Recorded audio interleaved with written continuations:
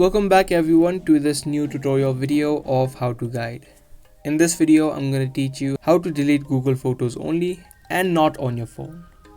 If you're trying to delete photos or videos from your Google Photos app, and if you don't want it to get deleted from your phone, then make sure you keep watching this video because I'm going to exactly show you the steps that you need to do.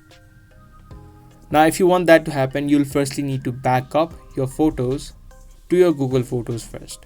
You can either choose to back up all of your photos automatically by tapping on turn on backup, or you can also choose certain pictures or videos to back up. You can just tap and hold on a picture or a video, and on the bottom you can choose the backup option, and this video or photo will back up. Once the backup is complete, this cloud icon will appear on the bottom. Now you can repeat this process to each and every picture or video that you're trying to back up.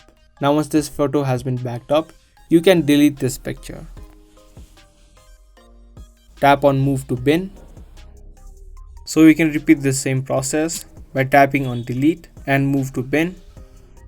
And if you head back to your gallery, you can see the exact pictures still remain and would not be deleted from your device.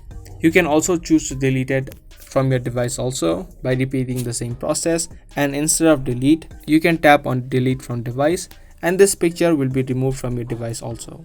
But if you don't want that to happen, you can only tap on the delete option and it will be moved to the bin. So that's the way that you can delete Google Photos only and not on your phone. If this video was helpful to you, be sure to give this video a thumbs up and also subscribe to our channel for more daily tutorials.